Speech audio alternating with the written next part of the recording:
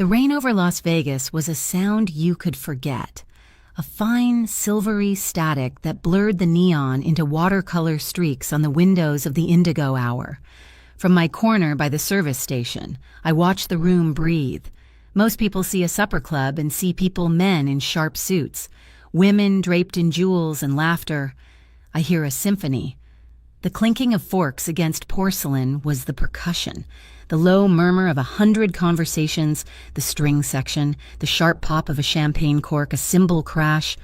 My nerves were tuned to it, every shift in tempo, every discordant note of tension.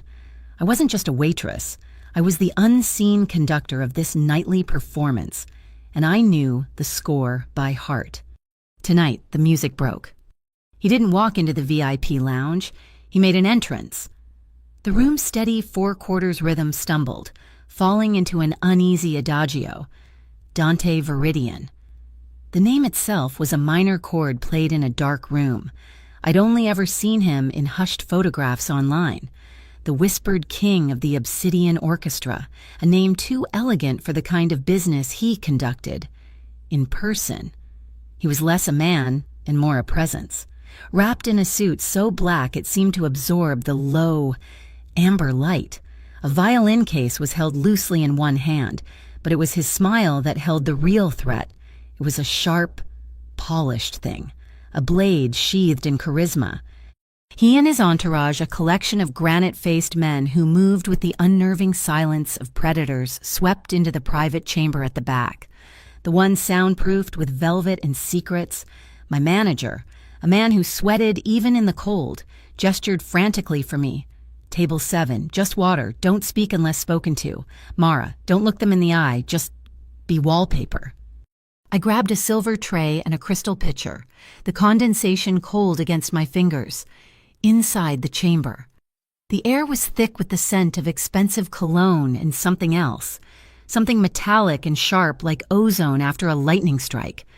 Dante Viridian was leaning against a grand piano, not playing it but commanding it with his presence. He was laughing, a sound that wasn't joyful but was instead full of sharp, dangerous edges. He slid a sheet of manuscript paper onto the piano's polished surface.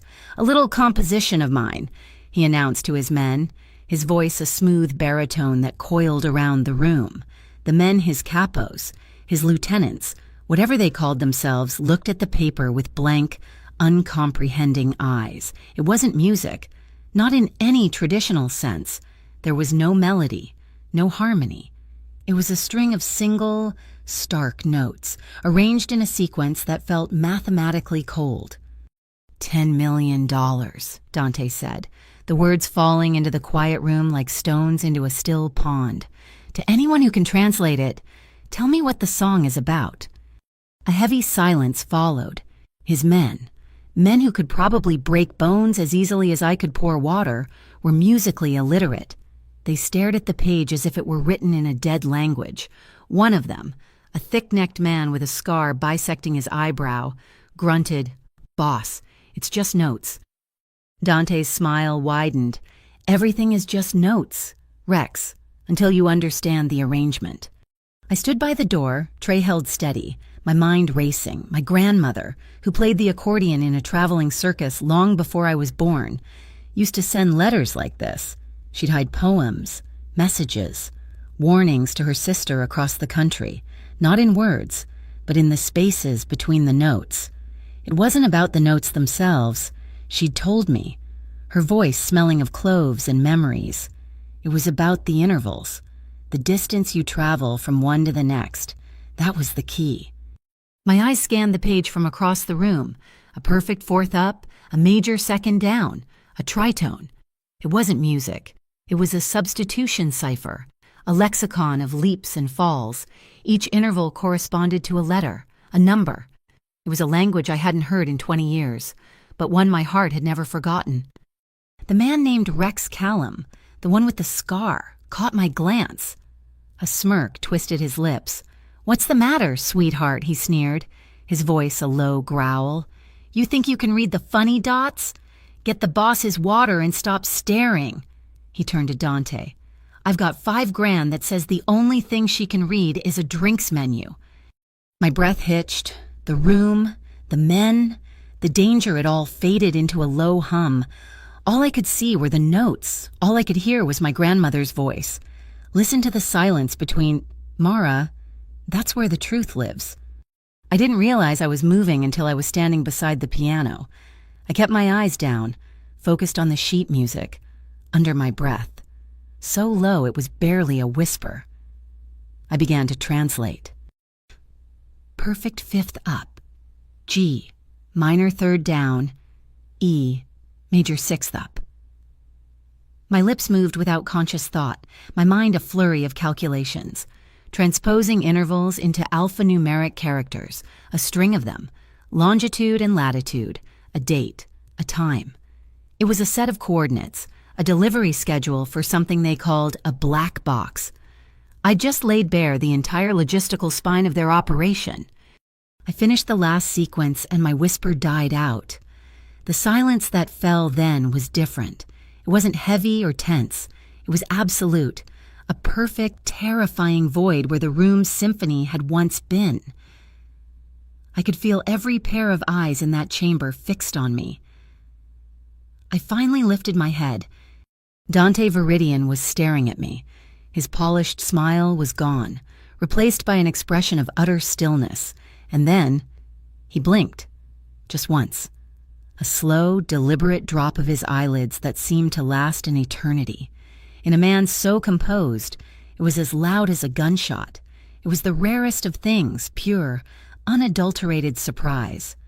Rex Callum's jaw was slack, his earlier arrogance replaced by a pale, shocked look. Dante recovered first. A low, soft chuckle escaped his lips, a sound that was far more unnerving than his laughter had been. Well, he murmured, his dark eyes scanning my simple black uniform, my worn-out shoes, my trembling hands. The wallpaper has a voice. He gestured to the pile of cash on a side table that I hadn't even noticed. It's yours. 10 million? Every instinct screamed at me to take it, to run, to disappear. $10 million was not just life-changing, it was a new universe. No more rent I couldn't pay. No more worrying about my brother Joel's future. No more aching feet and endless nights. But I looked at Dante Viridian, at the cool assessment in his eyes, and I knew that taking his money would be like signing a contract in blood. I would belong to him, another instrument in his orchestra. I took a small step back, clutching my empty tray like a shield. No, thank you, sir, I said, my voice steadier than I felt. I don't want it. The surprise flickered in his eyes again, this time mingled with something else. Disbelief. Intrigue. No, he repeated, tilting his head. Everyone wants money. I just want to go home, I said, the truth of it making my throat ache. My shift is over and my feet are tired. For the second time that night, I had struck Dante Viridian silent. He simply stared.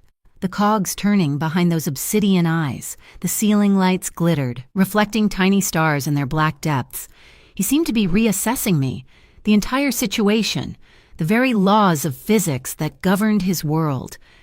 He lifted a single finger, a subtle gesture to his men who had started to shift, their bodies tensing.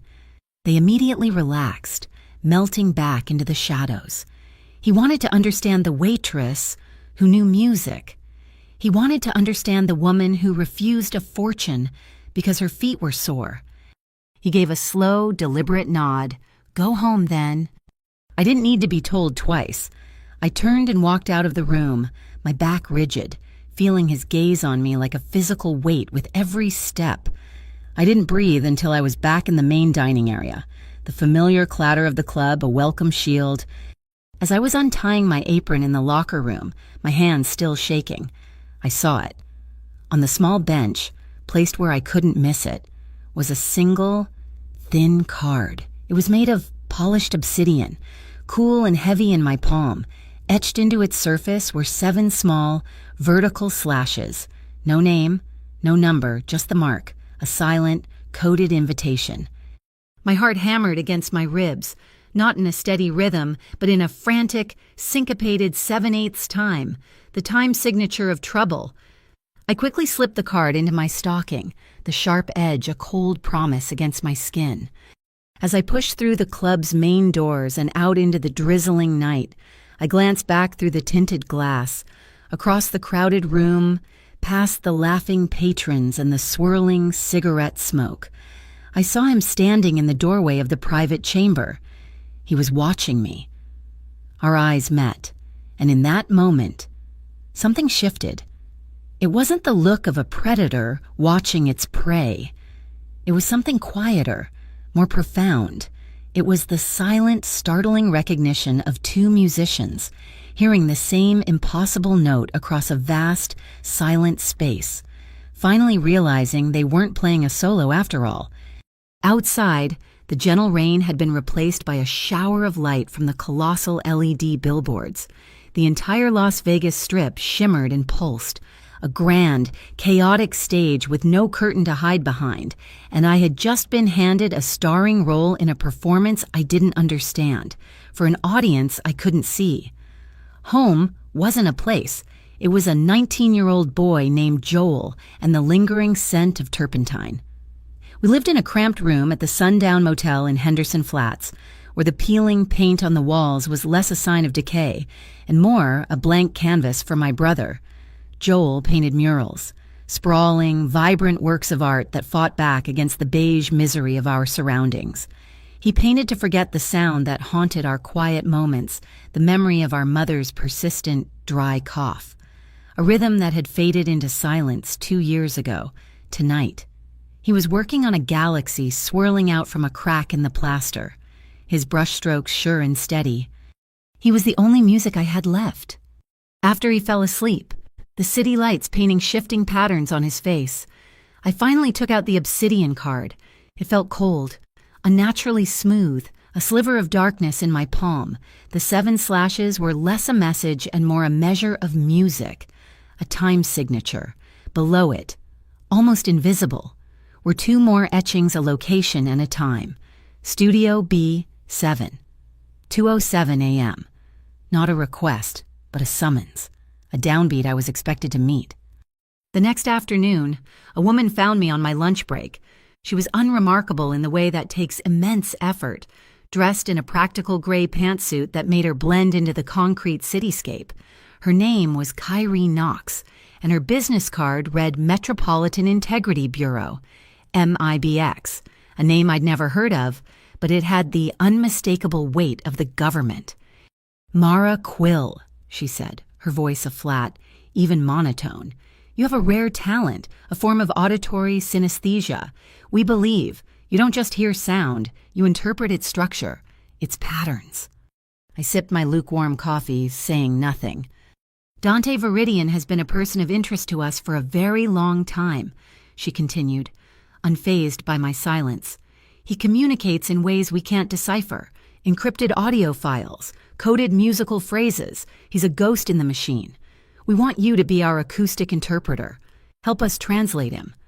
I thought of Joel, of the quiet life I fought to build from tips and tired feet. I thought of the cold obsidian card and the silent command it carried.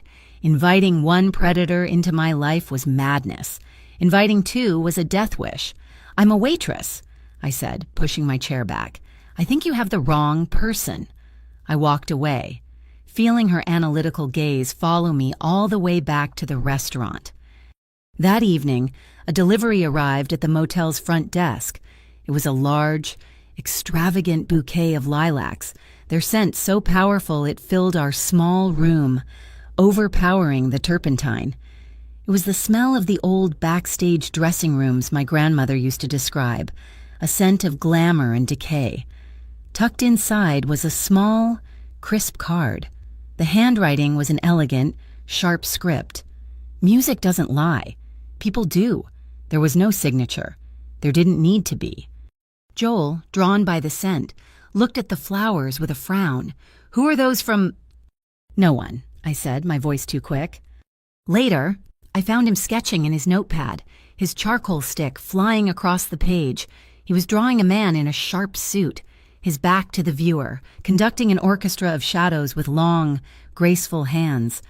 The figure was unmistakable. My blood ran cold.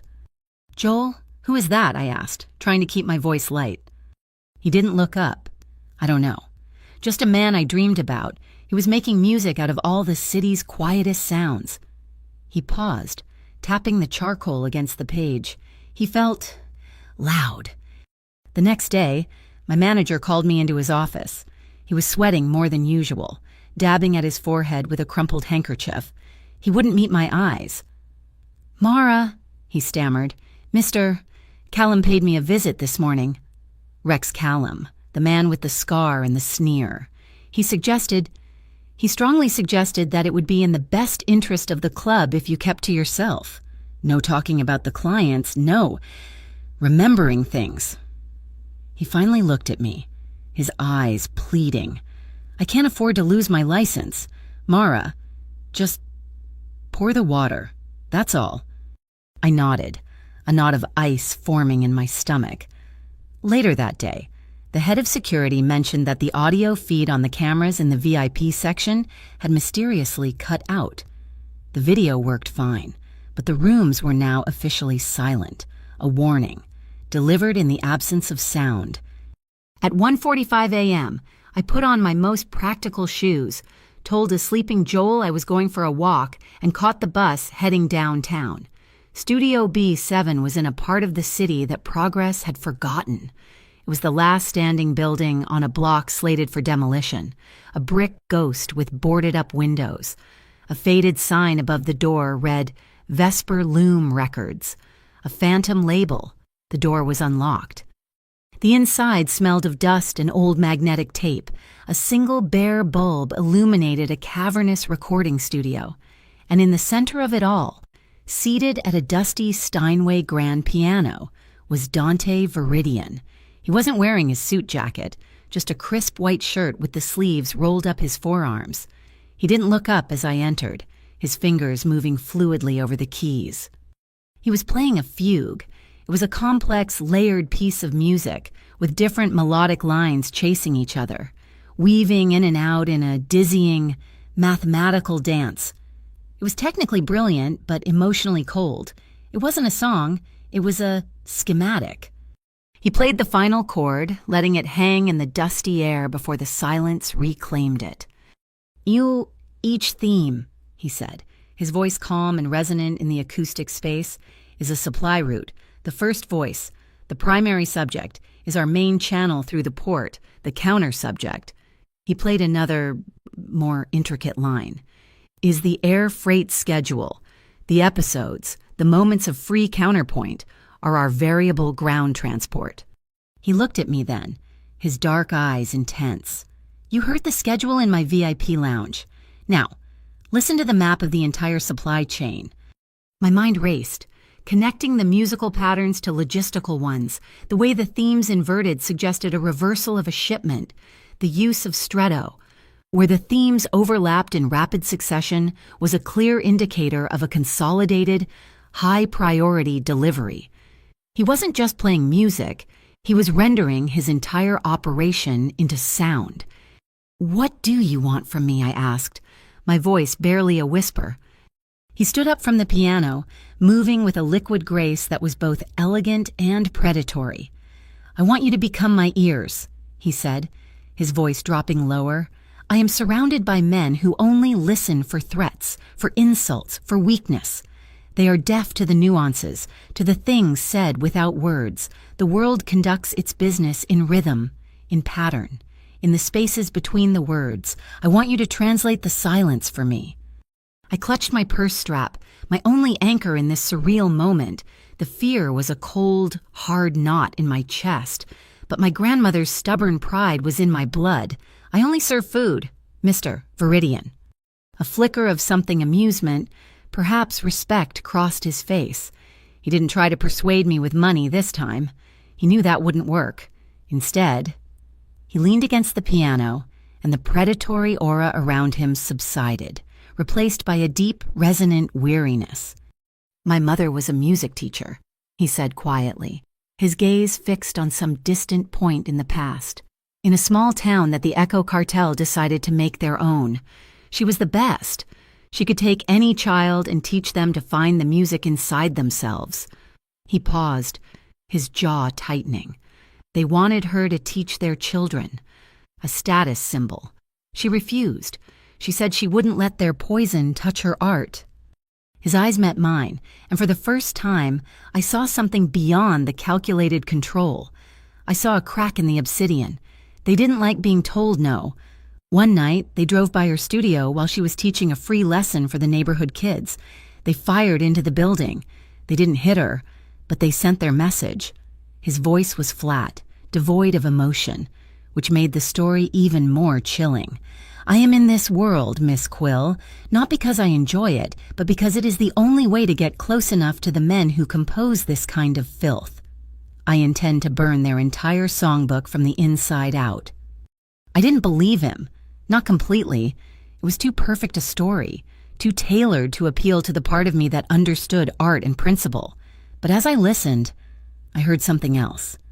Beneath the steady, controlled cadence of his speech, I heard the rhythm of his heart, and in that rhythm, there was a single, dissonant beat, a missed note that vibrated with a frequency I recognized all too well. It was the sound of genuine pain. "I have one rule," I found myself saying, the words coming out before I could stop them. "We don't touch each other's private lives. You don't ask about me, I don't ask about you. We only touch the sound." A slow smile spread across his face, and this one reached his eyes. A fair arrangement. He walked me to the door. "One last thing," he said. "The rhythm of this city is controlled. The traffic lights, for instance, they aren't random. They run on a 4-minute loop. 166 seconds green, 3 seconds yellow, 71 seconds red, if you know the tempo. You can predict the flow. You can make the city dance to your tune." As I stepped out of the studio and into the cool night air, the words seemed like a strange, abstract piece of advice. 10 minutes later, they saved my life. A black sedan with no plates fell in behind my bus. When I got off at my stop, it slowed, its headlights cutting through the darkness. I started walking faster, my heart pounding a frantic allegro against my ribs. The car kept pace. There was nowhere to run. Just long, empty stretches of road. Then I remembered his words. Know the tempo. I looked ahead to the next intersection. The light was green. I started to count in my head, estimating the cycle. I slowed my pace, deliberately, forcing the sedan to slow with me. 3, 2, 1. Just as I reached the crosswalk, the light turned yellow. I sprinted across the street. The sedan sped up to follow, but it was too late. The light flashed red. A crosstown freight truck, which had been waiting patiently, blasted its horn and thundered through the intersection, cutting the sedan off completely. I didn't look back. I ran all the way to the motel, my lungs burning. Miles away, in a darkened surveillance van, Kyrie Knox watched the grainy footage from a traffic camera. She saw the black sedan, the girl walking, the sudden, perfectly timed sprint.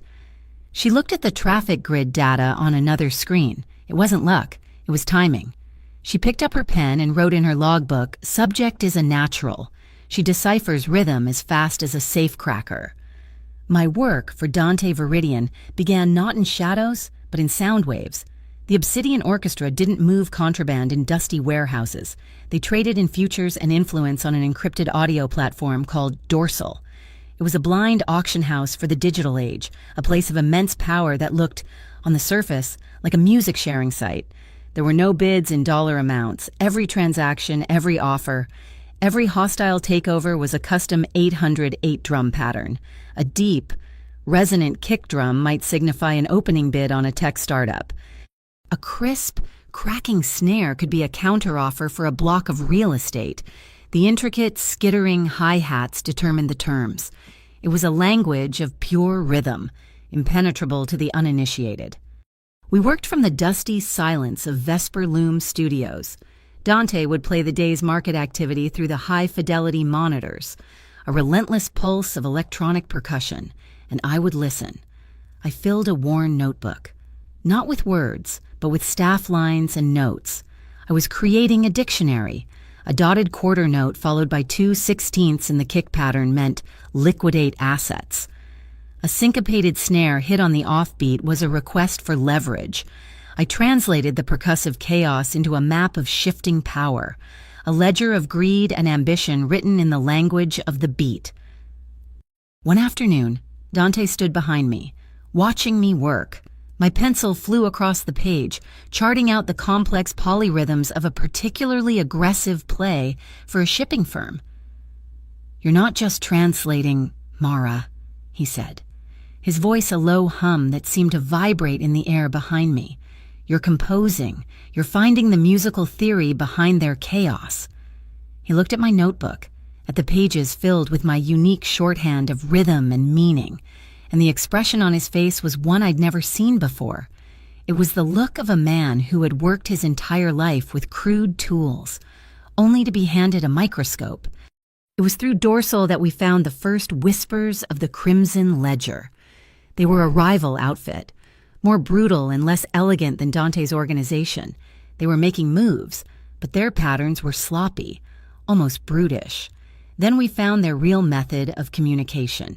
It wasn't on the network, it was in the air, in a new, exclusive club in the heart of the Strip, Polaris 9, a temple of glass and neon built on a synthwave aesthetic. "They're using ultrasonic signals," Dante explained, showing me a spectrogram on his laptop, a high-frequency spike, well above the range of human hearing, pulsed in a steady, repeating pattern from within the club. It's a marker. They embed it in the club's sound system. Anyone they want to target, they just need to get them inside. The signal activates a tiny receiver, something the size of a grain of rice, that can be slipped into a coat pocket or a drink. It marks them for a future transaction.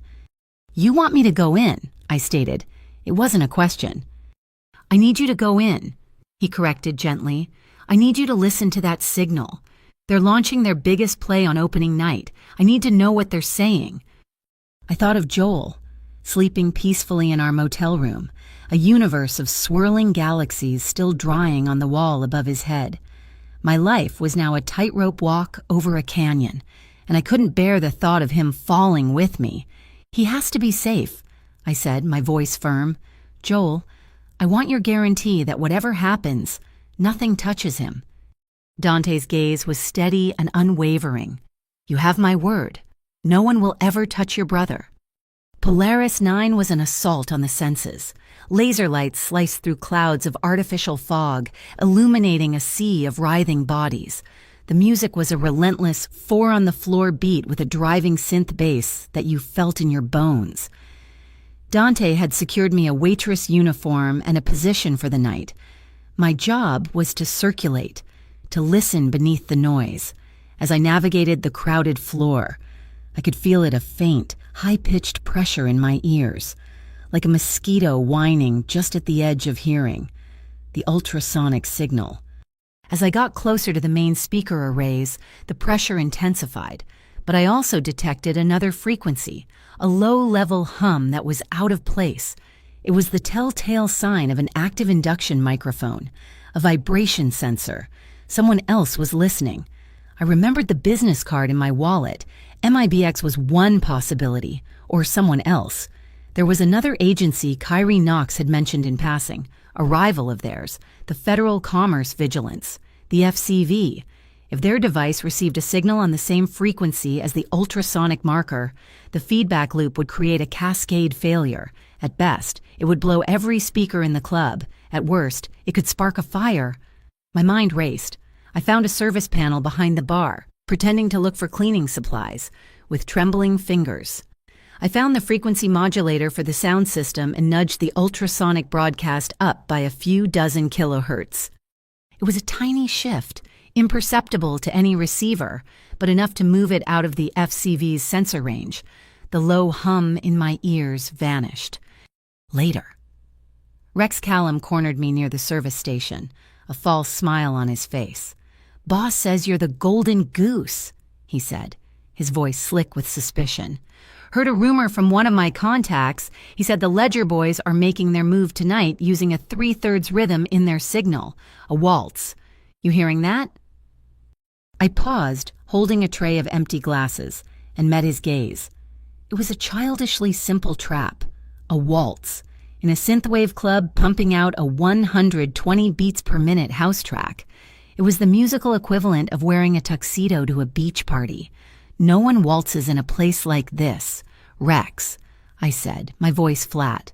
I walked away, leaving him standing there, his trap sprung on nothing but air. I focused back on the signal.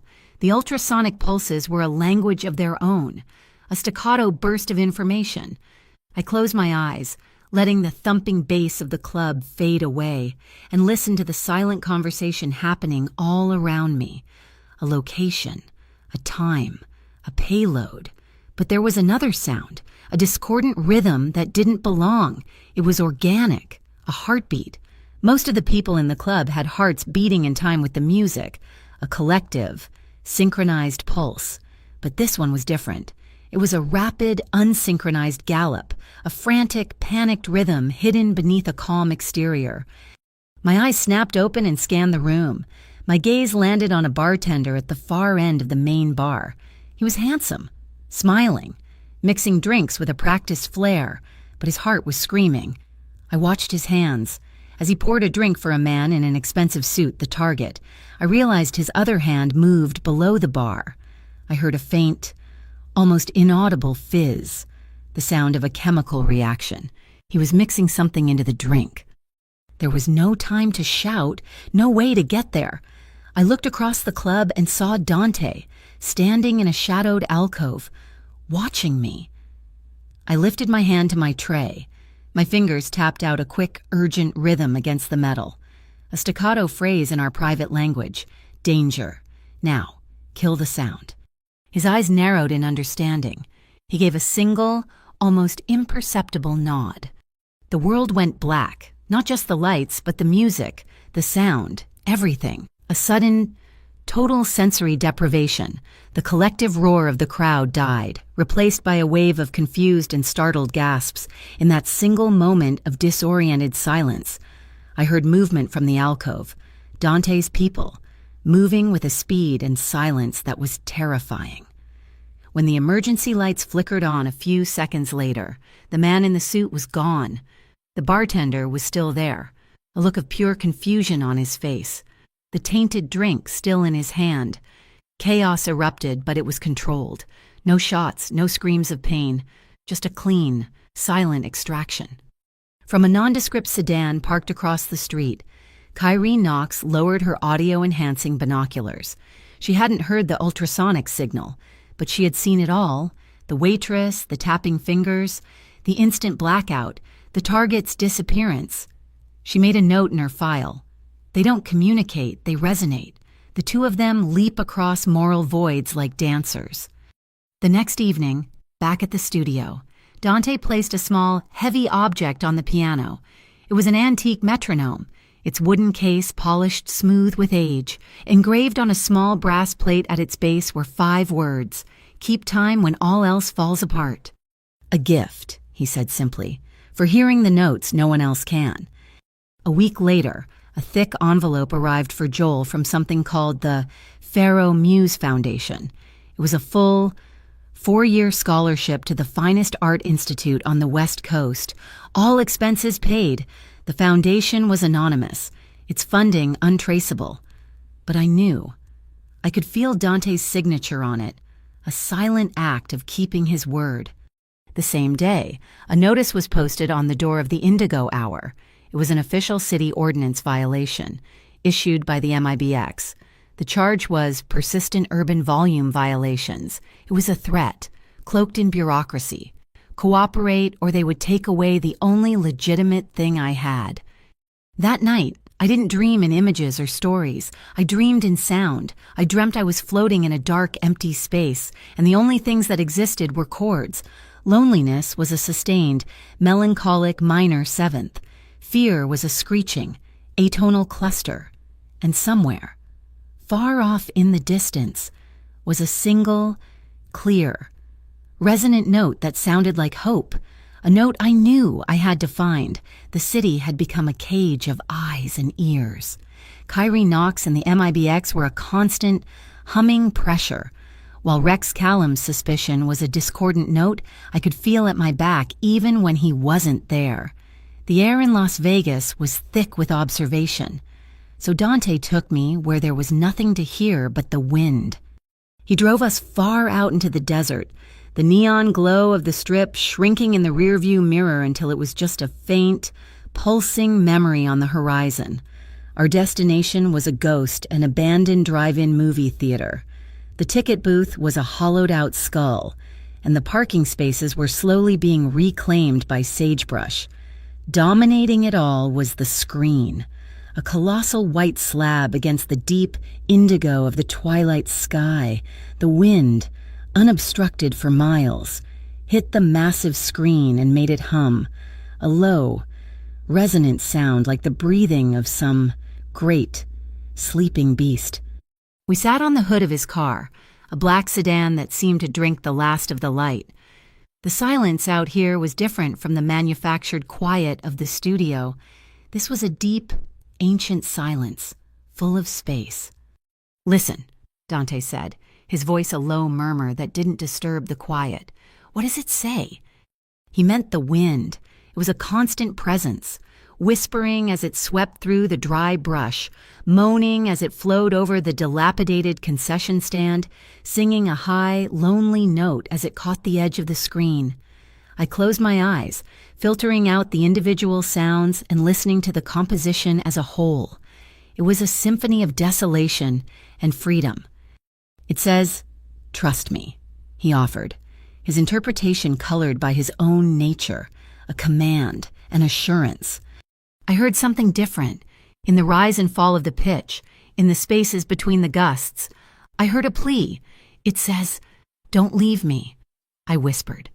He didn't respond, but I felt him shift beside me, the subtle change in his posture a question he didn't ask. "My grandmother," I began, the story surfacing unbidden, "the one from the circus.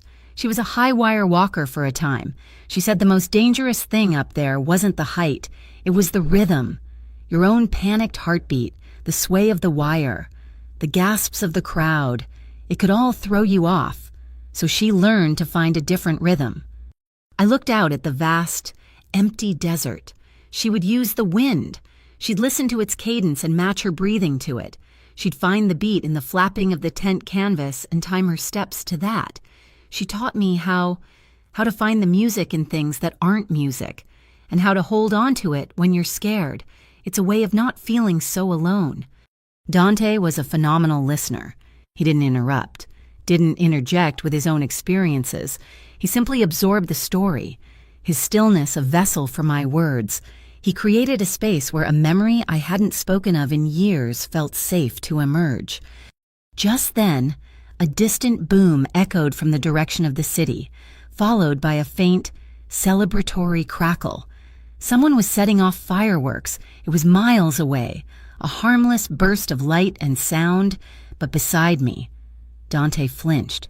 It was almost imperceptible, a slight tensing of his shoulders, but I saw his hand resting on the hood of the car, and it was trembling, a fine, uncontrollable tremor, the vibration of a string pulled too tight. The memory of his mother, the gunshots fired into her studio.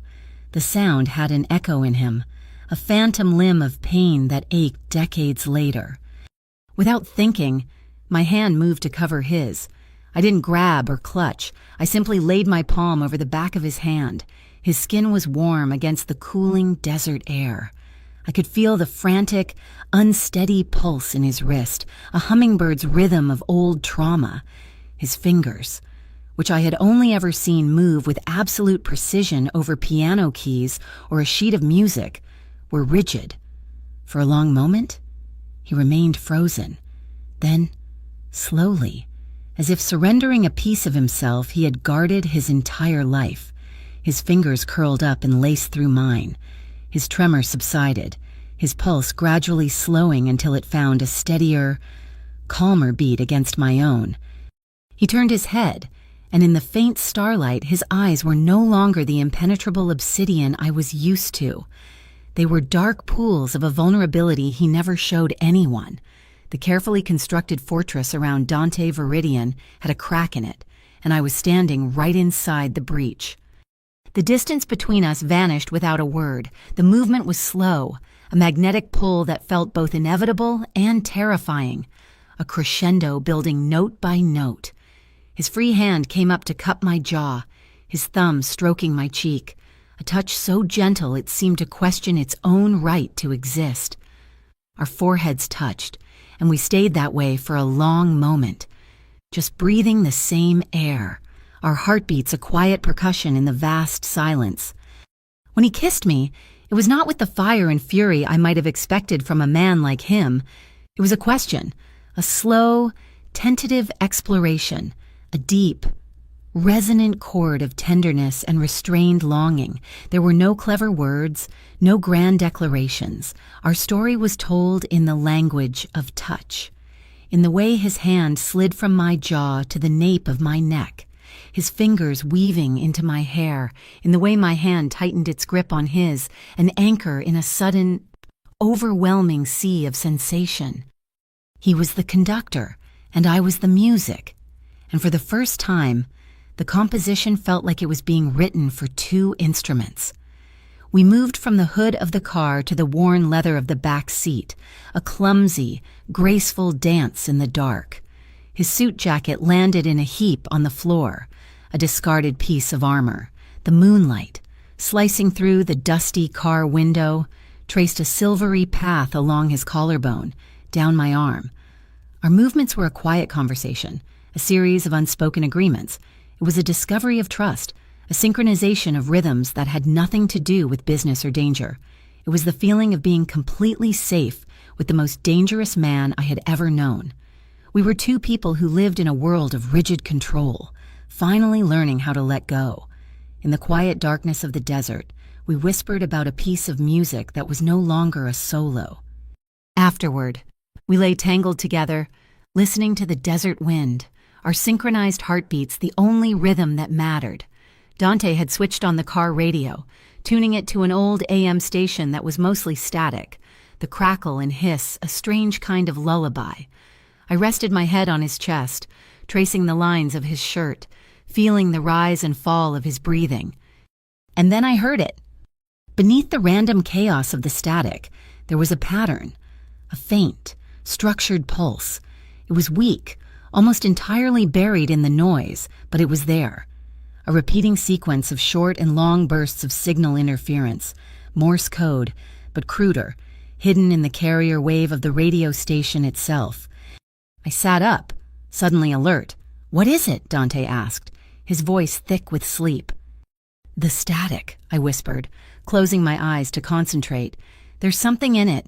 I listened, my mind working like a telegraph operator's, translating the rhythmic pulses. It was a sequence of numbers, coordinates, a time, and one word, a name. It was Rex. He was using this forgotten radio frequency, this ocean of noise, to communicate, to call a meeting, to set a trap meant for someone else, using a different location than the one discussed on Dorsal. Dante was instantly awake, the softness gone, replaced by a cold, sharp-edged focus. He sat up, his eyes hard. "Where?" I told him the coordinates, a desolate freight yard on the other side of town. His jaw clenched, and I could feel the anger rolling off him in waves. "I'll take a team," he said, his voice a low growl. "We'll be waiting for him." It was the predator's instinct to hunt, to confront, to end the threat head on. "No," I said, putting a hand on his arm. "That's his rhythm. That's the beat he's expecting. A direct confrontation." He looked at me, confusion warring with his anger. "You don't hunt the hunter," I said, the words coming to me with a strange clarity. "You change the tempo. You introduce a rest where he expects a note. You make the predator, so used to his own rhythm, stumble over a beat he didn't see coming." He stared at me, his mind processing my words. I could see him turning the idea over, looking at it from all angles. The idea of not meeting force with force was alien to him, a foreign key in a familiar scale. But he had seen what I could do. He had learned to trust my ear. For the first time since I had met him, Dante Viridian relinquished command. He looked at me. The leader of the Obsidian Orchestra, the man who conducted a symphony of crime across the city, and gave me the baton. "Tell me what to do," he said. And in that moment, our relationship was rewritten. It was no longer a contract, no longer an arrangement of convenience. It was a duet, with stakes higher than either of us could have imagined. Our duet became a quartet. But the first new note in the composition came not from us, but from a third, unseen orchestra, the Bureau of Urban Harmonics. The BUH was a phantom city agency, a department of data scientists and audio engineers who monitored the city's operational rhythms. They discovered an anomaly at the dry-line freight docks, a place of diesel-fueled rumbles and the percussive clang of shipping containers. On the rooftops, overlooking the channels, someone had installed a series of high-intensity strobe lights, the kind used for aviation warnings. But they weren't blinking randomly. They were communicating. A network of silent sirens. Dante acquired the BUH's raw data through means I didn't ask about. He projected the footage onto the wall of the studio, a silent film of flashing lights. "They're talking," he said. "Crimson Ledger, this has to be them." I watched the frantic, pulsing rhythm. It was faster than any code I had encountered before. A frantic, almost panicked conversation written in light. I broke it down, measure by measure, translating the duration of each flash and the interval of darkness between into a coherent syntax. It took hours. When I was done, I felt a chill that had nothing to do with the studio's poor heating. "It's a manifest," I said, my voice hoarse. "For an outgoing shipment, they're not selling weapons or data. They're selling artificial heart components. Pacemakers, defibrillators, off-market, uncertified. It's a black market medical supply line." The revelation hung in the air, heavier than any discussion of guns or money. This was a different kind of crime, one that preyed on desperation, on life and death itself. My new reality also brought unwanted attention. Kyrie Knox cornered me outside the motel, her gray suit a patch of officialdom against the peeling stucco. There was no pretense this time. "We know you're working with him," she said, her voice flat. "We want in. We want to hear what you hear." She held out a tiny, flesh-colored object, a state-of-the-art in-ear comms device. "You will wear this when he speaks, when you translate. We will be listening." It was a violation, a wiretap they wanted to plant directly into my skull. "No," I said, my voice shaking with a rage that surprised me. "This is not a request," Kyrie said, her eyes cold.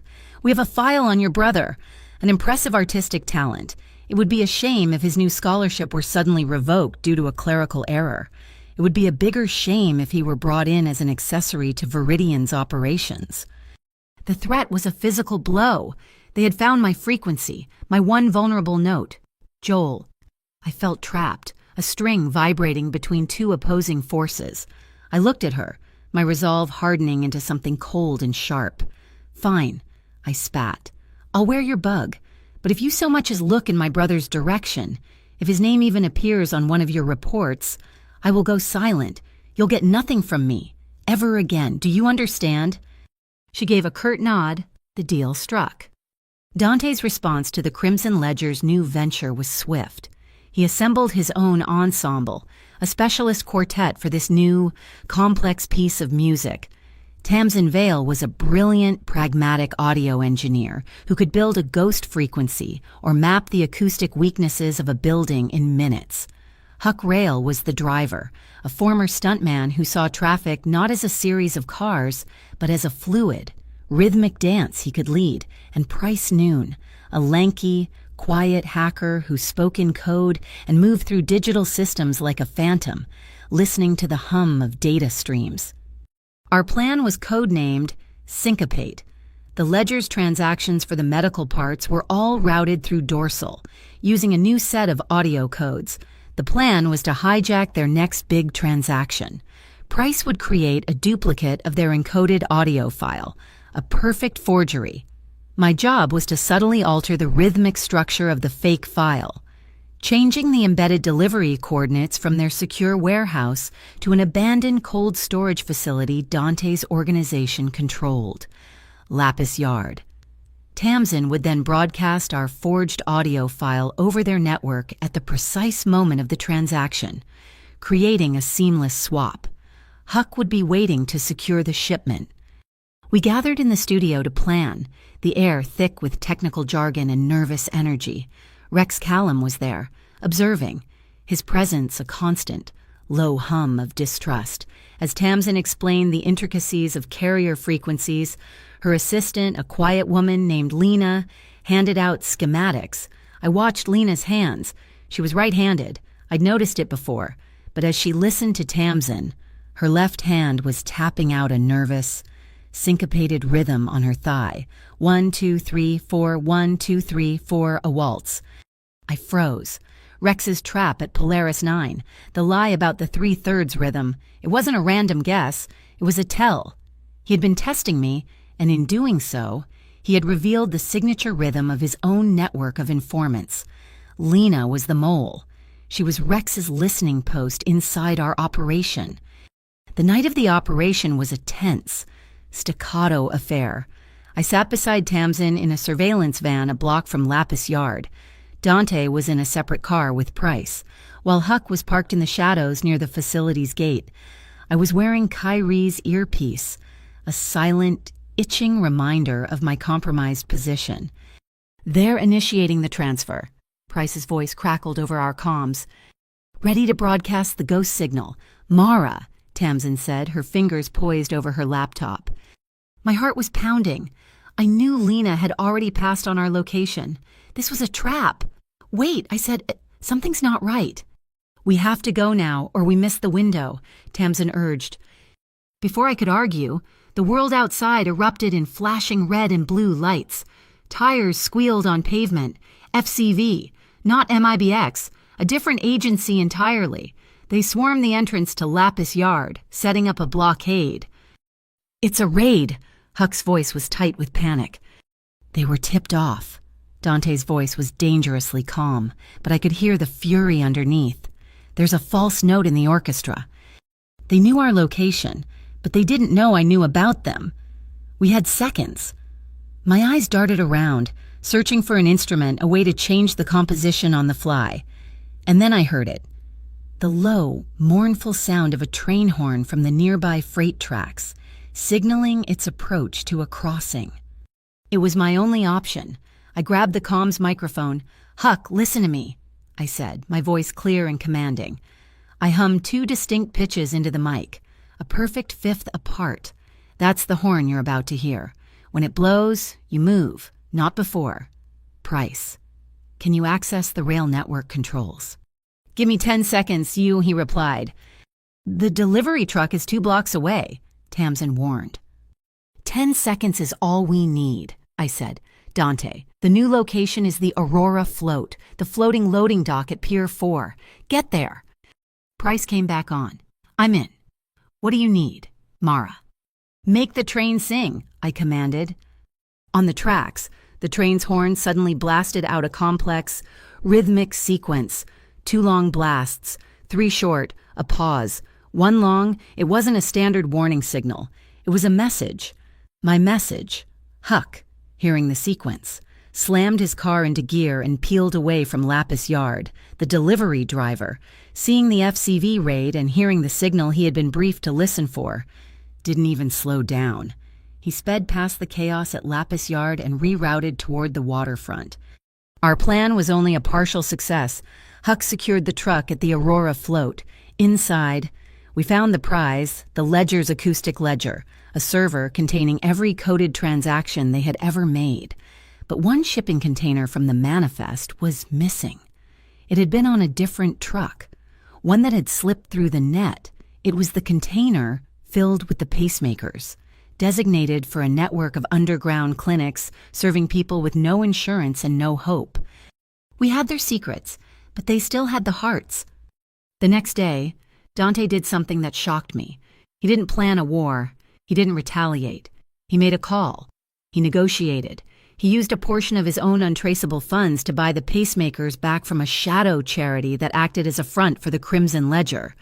He traded his money for their merchandise. A simple, clean transaction. He was a criminal. using criminal means to do something undeniably right. He was ensuring that hundreds of impoverished people would not die. I saw the gray in him then, not black, not white. He was a man navigating a world devoid of simple morality, using the tools of the darkness to create a small pocket of light. In her surveillance van, listening to the recording from my earpiece, Kyrie Knox closed her file on the night's events. She wrote a single, concluding thought at the bottom of the page.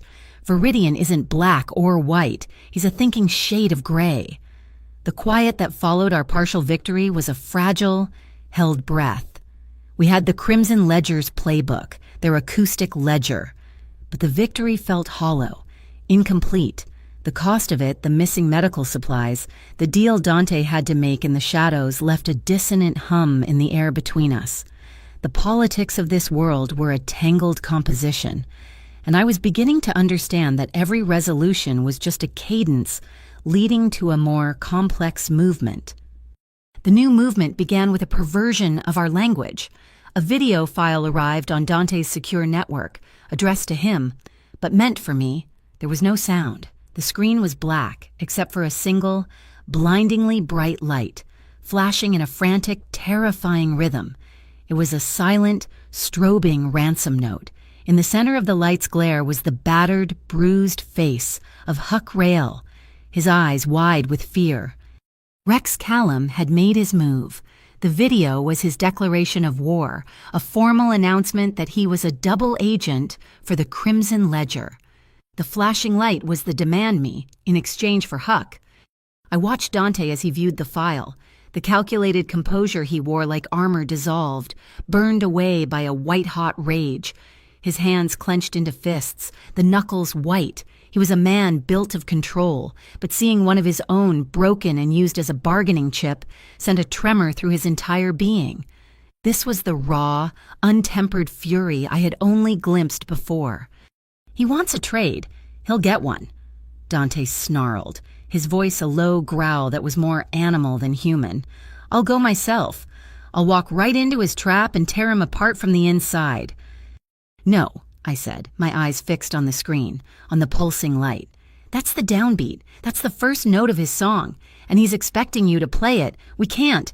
My mind was already working, filtering out the horror of Huck's face and focusing on the rhythm. It was a complex polyrhythm, a message layered within a threat. While Dante paced the studio like a caged tiger, I transcribed the light patterns. It was a location, a time. But underneath the main rhythm, there was a subtler pulse, a ghost frequency in the light. It was a secondary message, a piece of arrogant boasting. It gave the location of what he called the kill point, the place where the exchange was meant to turn into an ambush. The Orion Cooling Tower, an old, decommissioned industrial structure on the edge of the city. Just as I deciphered the last word, my phone buzzed. It was a picture message from Joel, and he was so proud. He'd found a new wall, a place he said had great acoustics. The picture showed him standing in front of a vast, curving concrete wall, the base of a colossal, cylindrical tower. He was smiling, his face smudged with paint, a can of spray paint in his hand. My blood turned to ice. He was at the Orion Cooling Tower. The text below the picture read, "Starting my masterpiece. The reverb in here is epic." The world tilted. The air left my lungs in a silent gasp. It was the most hideous counterpoint I had ever heard. My two loyalties, the life I was building for my brother and the new, dangerous life I had stepped into, had just collided in the worst possible way. A choice was laid before me, stark and brutal. Huck, a man who had trusted Dante, and by extension, me, or Joel, my brother, my reason for everything, who had innocently wandered into the crossfire. It was a single choked note that broke my heart. My terror must have shown on my face. Dante stopped pacing, his rage momentarily forgotten as he saw the look in my eyes. I showed him the picture. The color drained from his face. He understood instantly. The trap wasn't just for me anymore. It was for my entire world. He stood before me, the internal war visible on his face, the instinct to lash out, to meet violence with violence. warring with the cold, hard logic of the situation. He looked at the schematics I'd laid out, at my frantic transcriptions of the light patterns, and then he looked at me. A decision settled in his eyes. He was a conductor who realized his orchestra was out of tune, and he needed someone who could hear the true pitch. He placed his hands on my shoulders, his grip firm, grounding. "I can't hear it, Mara," he said, his voice raw with a desperate honesty. "My anger is too loud. All I can hear is the beat of his war drum. I can't see the way through." He looked directly into my eyes, and in that moment, he wasn't a crime boss or a strategist. He was just a man, terrified of losing what was important. You're the only one who can hear the way home for both of them." He was giving me the baton. He was entrusting me with the entire composition. The weight of it was crushing, but the trust behind it was a sudden, clear note in the chaos.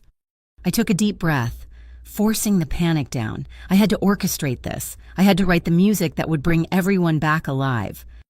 "Okay," I said, my voice shaking but clear. "Here's what we do.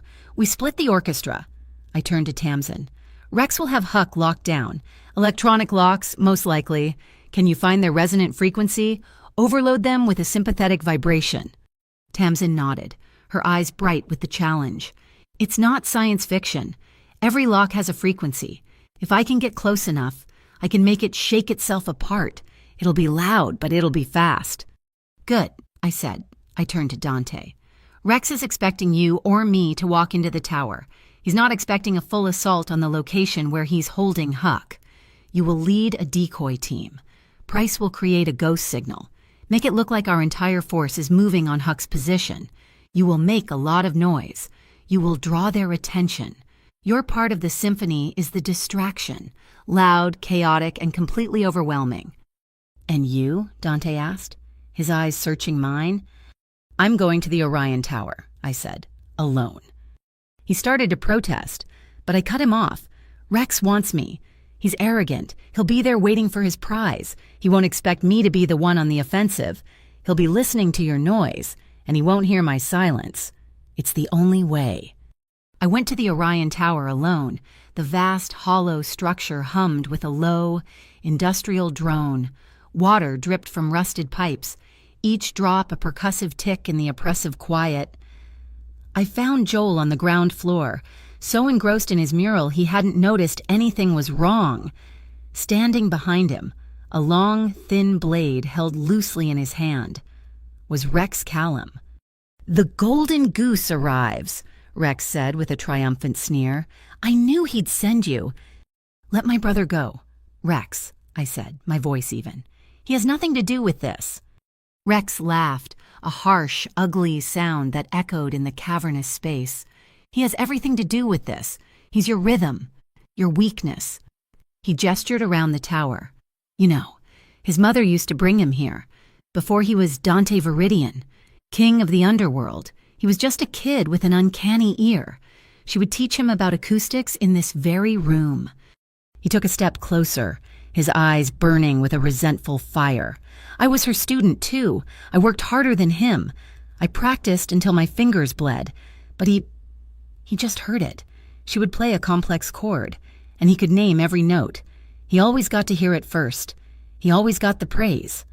His motivation, when it finally came out, was so petty, so pathetic. It was the bitter, festering jealousy of a second-chair violinist. He lunged, but I was ready.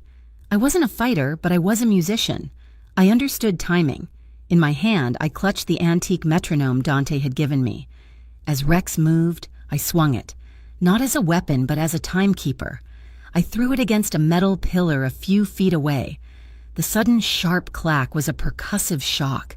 It was an unexpected beat, a syncopation he wasn't prepared for. His lunge was timed to the rhythm of his own aggression, and for a split second that unexpected sound broke his tempo. He flinched, his eyes darting toward the noise. It was all the delay I needed. I shoved Joel behind me as Rex's blade sliced through the air where my throat had been a moment before. He stumbled, off balance. I grabbed Joel and ran, but as we scrambled away, Rex swiped wildly. I felt a searing pain in my forearm as his blade caught me. Not deep, but enough. We dove behind a large concrete support as he cursed, regrouping. Suddenly, the main doors burst open. Dante stood there, framed by the fading light, his face a mask of cold fury. He didn't have a weapon, but he didn't need one. He was the weapon. He moved with a terrifying speed, and the fight was over before it began. He disarmed Rex with brutal efficiency, and in seconds, Rex was on the ground, gasping with Dante's hands around his throat. This was it. The old rhythm, the law of his world, an eye for an eye, a life for a life. He was going to kill him. I saw the decision in the tightening of his muscles. "Dante, no!" I shouted. He looked at me, his eyes wild. He saw the blood on my arm. Joel huddled behind me and his face hardened. "This is how it ends," he growled. "No," I said, my voice pleading. "You told me you wanted to burn their songbook.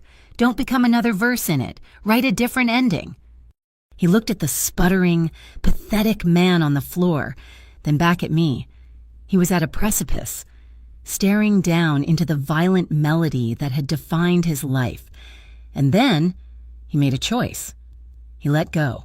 He stood up, taking a deep breath, and broke the rhythm of revenge. He turned Rex and the acoustic ledger we'd taken from the Crimson Ledger over to the FCV, the Bureau, hungry for a high-profile win. Took all the credit, leaving the MIBX fuming on the sidelines.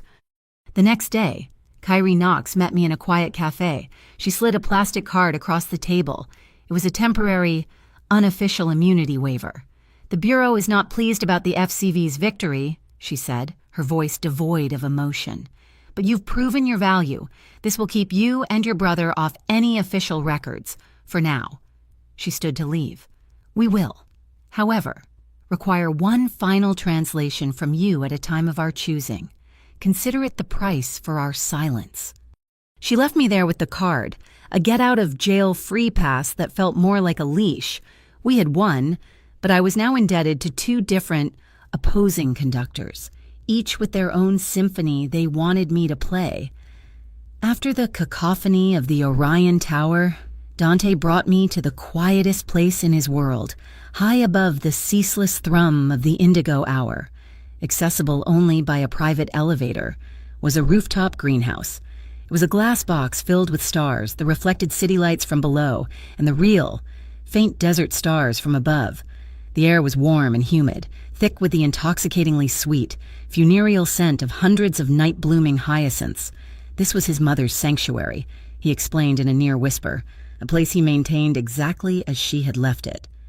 My arm throbbed with a dull, rhythmic ache. Dante said nothing more as he gently guided me to a small wrought iron bench. He worked with a focused, almost reverent silence. His large, capable hands surprisingly gentle as he cleaned the gash on my forearm. He was a conductor tending to a damaged instrument, his touch precise and careful.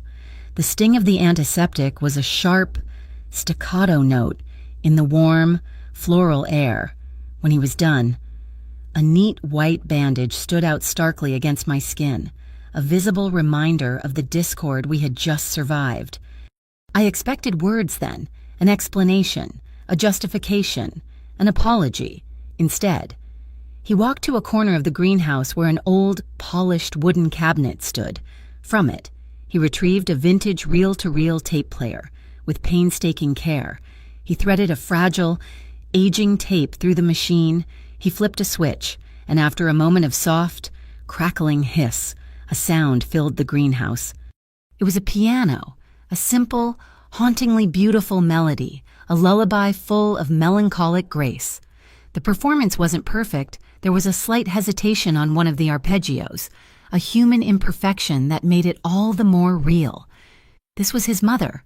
This was the only recording he had of her playing. He didn't need to say a word. He was handing me the key to his entire composition, the source code of his pain and his purpose. He was letting me hear the music that played in the deepest, most guarded chamber of his heart. I watched his face, bathed in the soft glow of the city lights filtering up through the glass. The iron control was gone. replaced by a profound, unguarded sorrow. His own heart was out of time, a frantic, pained rhythm that the music both soothed and agitated. I stood up and walked to him, and in a gesture that felt more instinctual than planned, I laid my palm flat against his chest. I could feel the frantic, discordant beat of his heart against my hand. I didn't speak. I closed my eyes, listening to his mother's melody, and I began to breathe in time with it. Inhale on the downbeat. Exhale through the phrase. I felt his own breathing begin to subconsciously match mine. I focused on the rhythm of the music, letting it flow through me, through my hand, into him. His heartbeat. A frantic bird trapped in a cage began to slow. The panicked rhythm eased. The sharp edges softened until, miraculously, it fell into sync with the gentle tempo of the piano, his heart, his mother's music, and my breathing, all finally playing in the same time signature. He let out a shaky breath, and when I opened my eyes, he was looking at me with an expression of such raw vulnerability that it made my own heart ache. That was our confession, not of love, not yet, but of something deeper, an acknowledgement of a shared key, a mutual understanding that went far beyond words. He was the conductor of the city's dark orchestra, but for the first time, he had let someone else set his tempo. He let me be his metronome. His hand came up to cover mine, pressing it tighter against his chest. The cool air from a ventilation duct ghosted across my skin, raising goosebumps on my arms, a stark contrast to the warmth of his touch. He led me back to the bench, and this time, when he pulled me close, there was no hesitation. I initiated it, a small act of taking the lead, my fingers tightening their grip on his hand, drawing him in. Our kiss was long and deep, a slow, unfolding melody that was not about passion, but about sanctuary. It was about the profound relief of finding a place to rest in a world that demanded constant vigilance. It was interrupted once by a soft, incredulous laugh that escaped my lips, a bubble of impossible joy in the midst of so much darkness. He answered with a smile against my mouth, a true, genuine smile that reached the depths of his eyes.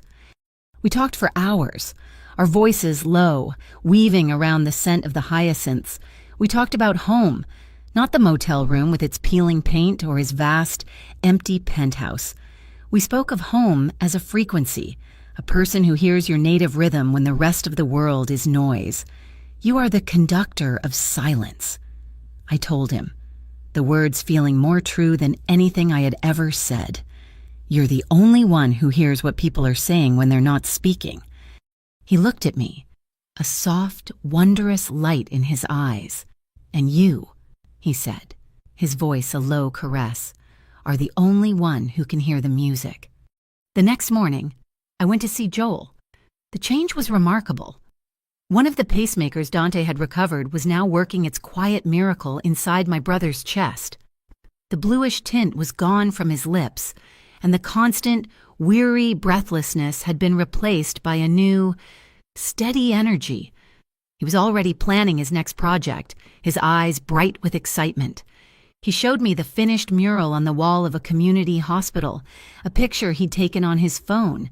It was his masterpiece. A swirling, cosmic backdrop, and in the center, not our faces, but our symbols.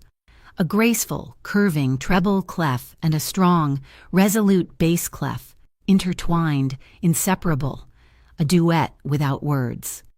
That evening, back in the greenhouse, Dante looked out at the sprawling, glittering city.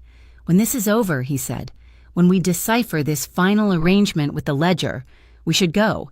Leave Las Vegas. I can set you and Joel up somewhere safe, quiet, a place where the only rhythm is the ocean. It was a beautiful offer, a perfect fantasy. A few weeks ago, I would have clung to it like a life raft, but I wasn't the same person. I wasn't the shy waitress anymore, the girl who translated the world from the safety of the sidelines. I had stepped onto the stage. Running is just a pause in the music. Dante, I said softly. The song will still be playing when we stop to catch our breath. We have to face it. We have to rewrite the ending." He turned to me, a question in his eyes. "We expose them," I said, the idea blooming in my mind, audacious and terrifying. "We don't fight them in the dark. We drag them into the light. We use their own methods against them. We use art. We use music." The plan took shape between us, a shared composition. We would use Dante's newly acquired funds to host a high-profile charity concert, Hearts in Harmony. To benefit the city's underfunded cardiac care units, the audience would be the city's elite, the press, the philanthropists, and the vipers hiding among them. And the music itself, a new concerto, would be our weapon. I would embed their crimes into the very fabric of the score. Every illicit transaction from their acoustic ledger, every dirty deal, would be translated into a musical motif. When the orchestra played, we would be broadcasting their sins for the entire world to hear. Before we set the plan in motion, I received a text from an unknown number. "Cafe on Fremont, 10 minutes. It was Kyrie Knox. She sat across from me, a cup of black coffee untouched in front of her. I told her our plan. I needed to know if the MIBX would stand in our way. She listened with her usual unnerving stillness. "It's a bold strategy," she said when I had finished, her voice a flat, analytical line, "a public execution set to music." She looked out the window at the people passing by. "But you should remember something about music, Miss Quill, and about light." She met my gaze, her eyes as gray and unreadable as a cloudy sky. "Light casts shadows," she said. "The brighter the spotlight, the darker the shadow it creates behind you. When you're standing on that stage, under all those lights, you'll be the easiest target in the whole city." She stood up, leaving her coffee untouched. The warning was clear. The MIBX wouldn't stop us, but they wouldn't protect us either. We were on our own. I walked back to the Indigo Hour and told Dante what she'd said. He simply nodded, his face set with a calm resolve. He took my hand, his fingers lacing through mine. We both knew the risk. We had accepted the terms. The stage was set for our final performance. The Solace Dome was a pearl in the heart of the desert, a magnificent modern concert hall with acoustics so perfect you could hear a heartbreak from the back row. Tonight, for the Hearts in Harmony Gala, it was filled with the glittering elite of Las Vegas. Casino magnates, tech billionaires, and philanthropic old money rubbed shoulders in the lobby, their polite laughter the string section for the evening's prelude. But woven among them, dressed in the same expensive suits and couture gowns, were the darker notes of the city's symphony, the money launderers, the fixers, the high-level players from every organization, including the Crimson Ledger, all masquerading as patrons of the arts. They were here to be seen, to network, and to unwittingly witness their own execution. Backstage, the air was a tense cord of rosin, perfume, and adrenaline. I wasn't in a Waitress uniform tonight. Dante had insisted on a simple, elegant black dress. I was not staff. I was the composer, my concerto. The centerpiece of the evening was a Trojan horse built of music. Hidden within its melodic lines and harmonic structures were the financial sins of the Crimson Ledger. Each account number was a musical motif. Each illegal transfer was a dissonant chord progression. The acoustic ledger we had captured was now a symphony. Tamsin had worked with the BUH, convincing a faction within the Bureau that this was the only way to expose a rot the FCV and MIBX were too clumsy to excise. They had retrofitted the stage lighting system with sophisticated spectrum analyzers. Price had written the code that linked them to the audio feed from the conductor's podium. When the orchestra reached the key passage, I had written a specific, complex sequence of notes the system would activate. It wouldn't just flash lights, it would project the raw data from the ledger onto the vast, curved dome of the ceiling, transforming the evidence of their crimes into a stunning, inescapable work of data art. Dante found me in the wings. He was in a perfectly tailored tuxedo, the uniform of a maestro, not a mob boss. He looked completely at home, his usual dangerous stillness now channeled into a conductor's focused calm. He handed me a small velvet box.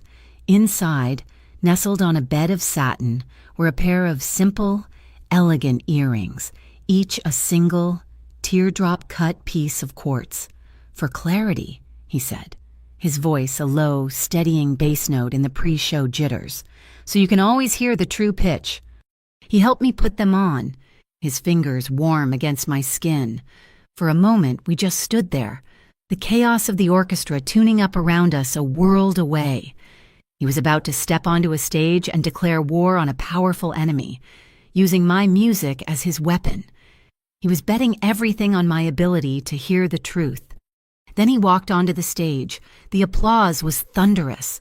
He bowed, turned to the orchestra, and raised his baton. A hush fell over the 1,000-seat hall. He looked out, his gaze sweeping over the audience, over the guilty and the innocent, and then his eyes found mine, standing in the shadows of the wings. The entire world narrowed to that single, unbroken line of sight. It was a silent promise, a shared downbeat. He gave a small, almost imperceptible nod. Then the music began. The concerto was a story of a heart, beginning with a fragile, searching melody in the strings. It was my story, Joel's story, the story of the people whose lives the ledger had gambled with. The music swelled, growing more complex, more agitated. The motifs began to appear. The coded data of the Crimson Ledger's accounts, woven seamlessly into the orchestration. A sharp, aggressive brass fanfare represented a shell corporation in the Caymans. A frantic, skittering woodwind passage was a series of rapid-fire transfers designed to muddy the trail. To the audience, it was a thrilling, modern piece of music, to me, and soon to everyone. It was a confession. I watched the faces in the front rows. Severn Blaze, the purported philanthropist and head of the Crimson Ledger, was sitting there, a smug, satisfied look on his face. He was enjoying the show, completely unaware that he was listening to his own eulogy. The concerto reached its crescendo, the final movement. This was it. The music built, layer upon layer of sound, a frantic, complex wall of harmony and rhythm. Dante's movements became sharper, more intense. He was not just conducting, he was commanding, wrestling the very sound from the air. The orchestra responded, playing with a fire and precision that was breathtaking. Then came the moment, the point of no return, a sudden, dramatic rest, a collective intake of breath that left the entire hall in stunned silence. In that perfect, still moment, Dante's eyes found mine again. He raised his baton. He was giving me the final beat, the last word. I nodded. He brought the baton down, and the orchestra exploded into the trigger phrase, a complex, dissonant chord that seemed to tear a hole in the fabric of the silence.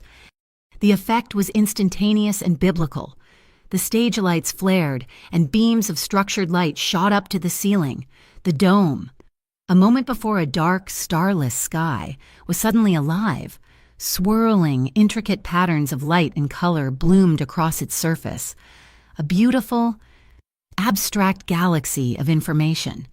The data from the ledger names, account numbers, transaction dates was rendered as a stunning, undeniable work of art. A collective gasp went through the audience. At first, it was wonder. Then, as names and numbers became clearer, the wonder turned to confusion, and then to dawning, horrified recognition. Severn Blaze's face went from smug satisfaction to ashen disbelief. He reached inside his jacket, pulling out a small device. He pressed a button. Nothing happened. The lights stayed on, the data still swirling above us, in the wings. Price gave me a thumbs up from behind his laptop. He had anticipated their move, creating a ghost network, an uninterruptible power supply for the light and soundboards that bypassed the main grid entirely. The hall erupted. It wasn't a panic, it was a schism. The innocent were frozen in shock, while the guilty scrambled. Shouts echoed through the magnificent acoustics, and then the doors burst open. Men in tactical gear swarmed in from all sides, but they weren't unified. On one side, the FCV, moving with brute force, On the other, the MIBX, led by Kyrie Knox, moving with a cold, calculated precision. The two agencies immediately began shouting at each other, a jurisdictional turf war breaking out right there on the marble floors as their targets scattered. In the chaos, I saw him, Severn Blaze. He wasn't running for an exit. He slipped behind the stage, heading for a small, unassuming door marked with an acoustic warning symbol, the post-acoustic passage, a soundproofed service corridor designed to isolate the stage from the rest of the building. "Dante!" I shouted over the din. He was already moving, vaulting off the stage, his conductor's tuxedo a black slash in the flashing emergency lights. We met at the door and plunged into the tunnel after Blaze. The silence was a physical blow. The corridor was an anechoic chamber, every surface covered in thick, sound-absorbing foam. The roar of the concert hall vanished, replaced by the thumping of my own heart. The only light came from dim, emergency fixtures on the floor. It was a sensory deprivation trap. We couldn't hear him. We could barely see. "How do we find him?" Dante whispered, his voice a dead, flat thing in the sound-sucking air. I put my hand on the metal wall. We listen with our hands. I felt for a vibration, a tremor, anything. The tunnel was a long, straight tube, but I could feel a faint, rhythmic shuddering through the steel plates under my feet. His footsteps. "This way." We ran, our own steps swallowed by the foam. I led us by the vibrations, a trail of breadcrumbs only I could feel. But then the vibrations stopped. The tunnel opened into a junction, branching in 3 different directions, and the air was suddenly filled with a high-pitched whine, an ultrasonic noise that scrambled my senses, masking any subtle vibrations. A sonic jammer. "We lost him," Dante said, frustration roughening his voice.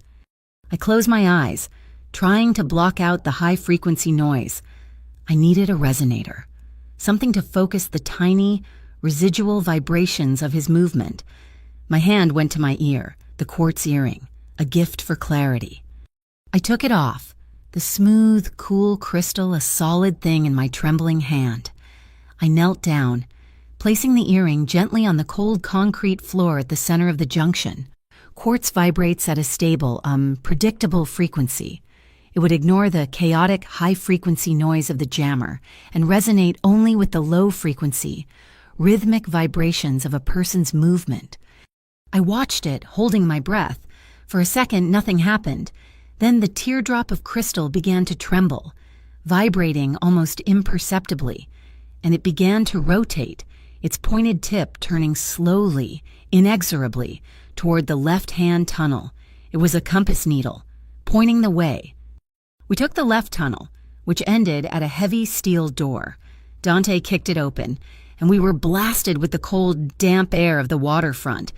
We were on the Aurora float, the same floating dock from before, and there, at the far end of the pier, was Severn Blaze. He wasn't running anymore. He was standing beside a large, open crate. He looked at us, a desperate, feral grin on his face.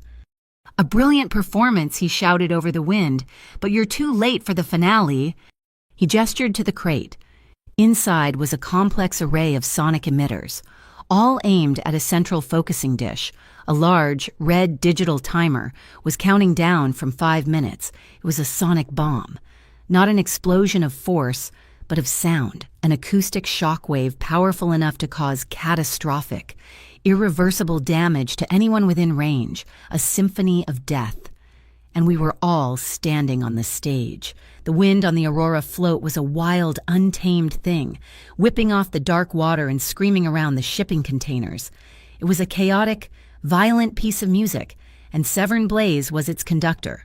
Before Dante or I could react, 2 of Blaze's men emerged from behind the sonic weapon, moving with a brutal speed. One slammed Dante back against a railing while the other grabbed me, twisting my arms behind my back. The rough texture of nylon cable bit into my wrists as he bound me tightly. Blaze laughed, a sound that was immediately snatched away by the wind. He dragged me forward, positioning me in front of him, a human shield. He held a small, flat device with a single red button against the side of Dante's neck, a wireless trigger. The eternal choice. "Viridian," Blaze shouted, his face contorted in a mask of manic triumph. "Your masterpiece." He gestured to me with his head. "Or the city. This device will activate the primary charge, a focused sonic pulse that will turn every bone in her body to powder.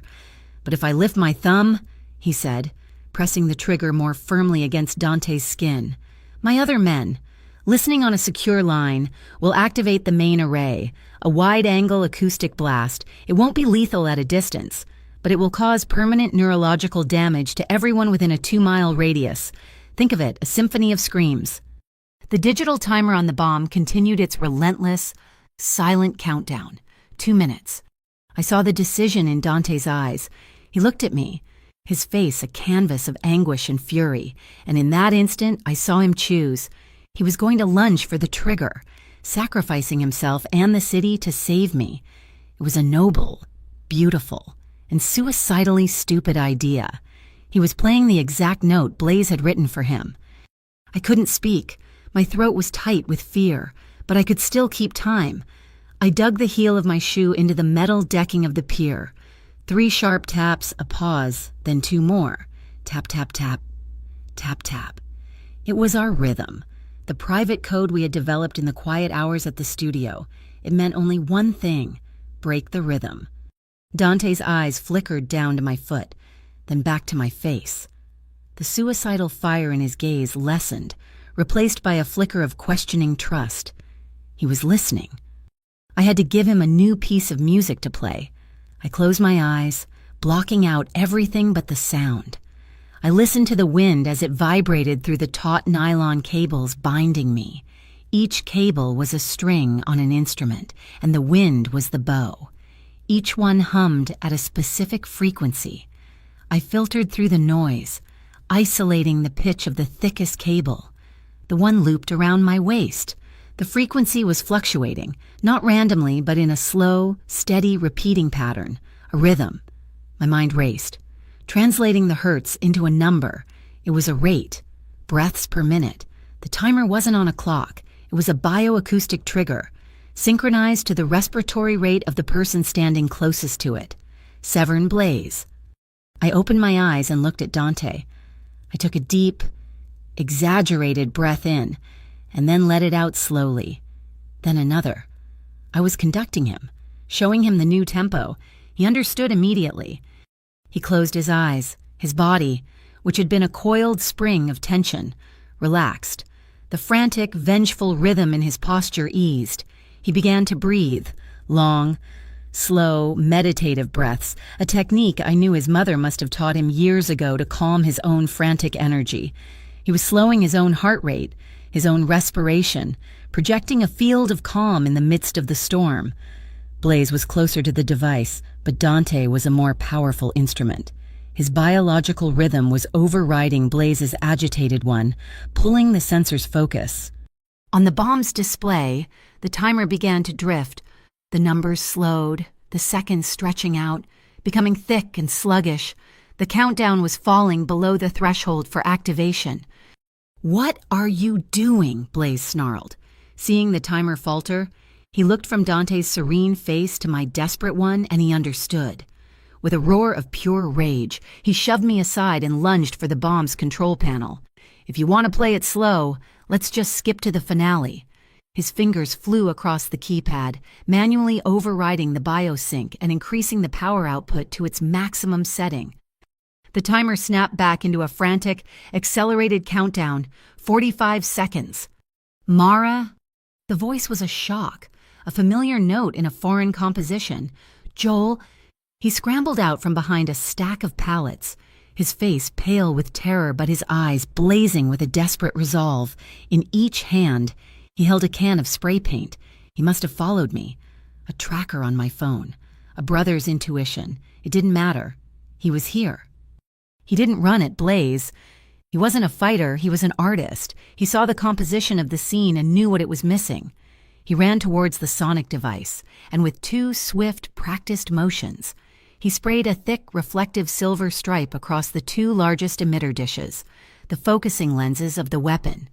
He had given me a target. He had made the invisible visible. 30 seconds, Blaze gloated. Dante looked at me, a question in his eyes. What now? The rhythm was broken beyond repair. "Kiss me," I said, the words coming out in a rushed whisper. He stared, confused. "Mara, this isn't the time." "Now, Dante," I insisted, my voice urgent. "It's not a goodbye. It's a downbeat. I need your rhythm." "Exactly." I grabbed the front of his tuxedo jacket, pulling him towards me. "Trust me." He did. His mouth found mine in a desperate, frantic kiss that had nothing to do with romance and everything to do with survival. It was a transfer of data, of trust, of life itself. I put my hand on his chest, feeling his heart hammer against his ribs, a frantic, panic drum solo. I focused, my own heart a chaotic mess. I had to find the beat. I listened, not with my ears, but with my soul, and I found it. A single, shared pulse beneath the terror. Our heartbeats, two panicked, asynchronous rhythms, began to align, to find a common time signature, until they were beating as one. One heart, one rhythm, one single, unified note. Across the water, Tamsin watched her oscilloscope, the feed coming from a long-range microphone aimed at the pier. She saw the two chaotic heart rhythms on her screen suddenly merge into a single, clean, powerful scene wave. That was her cue. "Now! Price!" she yelled. Price's fingers flew across his keyboard. He injected his code, a stream of digital static, into the bomb's internal clock via a wireless back door he'd found. A jitter code. It wouldn't stop the timer, but it would make it unstable, unpredictable. On the pier, I broke the kiss. "Now," I breathed. Our hearts were still in perfect, terrifying sync. Blaze, his face a mask of insane glee, slammed his thumb down on the red button of the trigger in his hand. Tamsin hit her broadcast key. A wave of pure energy erupted from the device, but it wasn't sound, it was silence. A profound, deafening, absolute silence that was more powerful than any explosion. Tamsin's phase-inverted frequency had met the bomb's acoustic wave at the exact millisecond of its creation, turning it back on itself. The crescendo had collapsed into a vacuum. The sound wave had devoured itself. Severn Blaze stood frozen, his thumb still on the trigger, his face a mask of utter disbelief. The symphony of death had ended on a silent note. The silence was broken by the sound of approaching sirens and the clatter of boots on the pier. Kyrie Knox and her MIBX team swarmed the float, their movements precise and efficient. She walked straight past Dante and me, up to the catatonic blaze. She didn't use handcuffs. She snapped a wide, metallic collar around his neck. He opened his mouth to speak, but no sound came out. A sonic dampener, a silent command. She turned and looked at me, a single, appreciative eyebrow raised. She gave me a curt, almost imperceptible wink. "Have you translated enough for one lifetime, Miss Quill?" she asked, her voice the only sound in the sudden calm. Dante moved to my side, his knife a silvery flash in the strobing emergency lights as he sliced through the nylon cables binding my wrists. I stumbled forward, and he caught me. We clung to each other, the smell of salt and ozone and sweat mingling between us. I pressed my ear to his chest, beneath the fine fabric of his shirt. I could hear it, a steady, strong, living rhythm. A heart that was still beating, a song that was not over, and for the first time in a long time, it felt like it was playing in time with my own. The morning after felt like the day after a hurricane. The sky was a washed-out, exhausted blue. The news channels were a cacophony of carefully orchestrated noise, a symphony of spin. At a packed press conference in front of the Solace Dome, the city's various phantom agencies took their bows. The FCV, all bluff and bluster, claimed full credit for dismantling a vast, dangerous criminal enterprise. The MIBX, cool and aloof, countered by uploading terabytes of our acoustic evidence to a public server, a silent, damning rebuttal that stole the FCV's thunder. And in a strange, ironic coda, the Bureau of Urban Harmonics received a mayoral commendation for their role in maintaining the city's safe acoustic infrastructure. It was a masterclass in bureaucratic fiction, a story told in headlines and redacted reports that was far stranger than the one we had actually lived. Dante conducted his own press conference. He didn't hide. He stood before a phalanx of cameras and, in a calm, steady voice, announced the formal and permanent dissolution of the Obsidian Orchestra as a business entity. He didn't admit to any crimes. He simply stated that the organization was evolving. In its place, he was establishing the Obsidian Foundation, a fully audited, transparent, public-facing nonprofit dedicated to funding community cardiac care and subsidizing artistic endeavors for underprivileged youth. He was taking the machinery of his dark symphony and rewriting its entire score, transforming it from a tool of power into an instrument of grace. He was stepping out of the shadows and into the light, not as a king, but as a benefactor. I, on the other hand, retreated from the light. I turned down every interview request, every offer for a book deal, every plea for my expert analysis. My story was not for sale. Instead, I used a portion of the funds from the Hearts in Harmony Gala to rent a small, quiet studio space, far from the glitz of the Strip. I opened a free workshop for children with speech and communication disorders. I called it the Acoustic Canvas. I taught them to find their voice not in words, but in rhythm. We used drums, chimes, and tapping fingers to express joy, anger, and fear. I was teaching them how to give silence a language, how to translate the noise inside their heads into a music the world could understand. Joel's mural at the community hospital became a landmark, the duet without words, they called it. People came from all over the city to take pictures of the intertwined treble and bass clefs. It was hashtagged, shared, and became a symbol of the city's resilience, a piece of public art that told a secret story of survival and harmony. My brother, who had once painted galaxies on a crumbling motel room wall, was now painting hope onto the heart of the city itself. A week after the press conference, a slim, unassuming envelope arrived at my new studio. Inside was a single official-looking card. It was a permanent, non-expiring grant of full legal immunity, signed by a judge whose name I didn't recognize. Tucked in with it was a handwritten note on plain paper. The script was neat, devoid of flourish. When the city gets noisy again, call me. There was no signature, but I knew it was from Kyrie Knox. It was a final, silent transaction, a clean slate, with one single string attached. That night, Dante came to my studio. The children were gone, but the air was still filled with the lingering, chaotic energy of their creativity.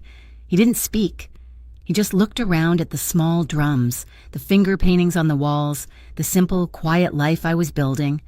Then he walked over to a small table and picked up the antique metronome he had given me.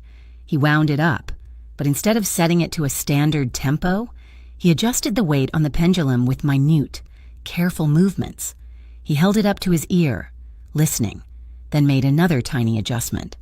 He placed the metronome on the table between us. It began to tick, a steady, familiar rhythm. It was a perfect 72 beats per minute, the exact, resting rhythm of my own heart. He didn't get down on one knee. He didn't present a diamond ring. He just looked at me, his dark eyes full of a light I never thought I would see. "You gave me back my own rhythm, Mara," he said, his voice as soft as the ticking of the metronome. "You heard the music in me when all I could hear was the noise." He took my hand, his thumb stroking my pulse point, feeling the beat that matched the one he had just set. "Will you be the conductor for the rest of my life?" My answer was not a word, but a step forward, into his arms. We stood there for a long time, the steady ticking of the metronome the only sound in the room. Our two hearts, finally, perfectly in time. Later, in the rooftop greenhouse, with the scent of hyacinths heavy in the air and the city glittering like a fallen constellation below, we found a new kind of quiet. His jacket lay forgotten on a bench, a piece of discarded armor he no longer needed. We stood by the glass, his arms wrapped around me from behind, my head resting against his chest. It was an intimacy born not of passion, but of a profound and unshakable trust. It was the warmth of his hand covering mine on the railing, the feeling of his chin resting gently on the top of my head, the shared, easy rhythm of our breathing. We whispered promises, not of forever, but of the present. A promise to always listen, to always help the other find the true pitch when the world went out of tune. It was the deep, resonant feeling of being completely and utterly safe, of being home. The old world faded like a final, dying chord. We saw a news report about Rex Callum being led onto a transport ship. His mouth gagged, his eyes still frantically counting the rhythm of the waves, a man hollowed out by his own jealousy. Severn Blaze, we were told, had vanished. He was entered into a top-secret federal program with the absurdly theatrical name of Echo Shield, a loose end tucked away to perhaps unravel another day. The main threats were resolved, the primary conflicts silenced. The Indigo Hour reopened, not as a supper club for the city's powerful, but as a benefit stage. The first performance of its new life was a simple one. A single stool was placed on the stage, and one of the cardiac patients who had received a pacemaker from Dante's Foundation sat on it. A sensor was attached to their chest, and for 3 minutes, the only sound in the packed, silent room was the strong, steady, amplified beat of their heart, a solo performance of a life saved, a rhythm of pure hope. Dante and I stood on the balcony of his apartment, looking out at the city, the relentless noise of Las Vegas, the sirens, the traffic, the distant thumping of a nightclub no longer felt like a threat. It was just a city, singing its chaotic, complicated song. We had learned to translate its noise into a kind of peace, to find the quiet moments between its frantic beats. He leaned down, his lips brushing my ear. "What do you hear now, Mara?" he whispered. I smiled, leaning back against him. "Our key." I said, "A perfect C major." Just then, my phone vibrated in my pocket. I pulled it out. It was a message from an encrypted unknown number. There were no words, just an attachment. I opened it. It was a single page of sheet music, a new composition, complex and strange, with a time signature I had never seen before. Scrawled at the bottom of the page, as if in a great hurry, was a single, handwritten note. "Translate this, if you want to save the hearts on the other side of the desert." I looked at the score, at the new, impossible music. Then I looked up at Dante, at the man who had learned to conduct the silence, and I smiled. "It seems," I said, showing him the phone, "we have an encore." Thank you so much for listening to this story. I'd love to know where in the world you're tuning in from, so please drop a comment below and let's connect and share our thoughts. If you enjoyed this journey, please subscribe to my channel, Mafia Boss Stories. Give this video a like and consider hitting the hype button to help this story reach even more listeners. Your support means the world.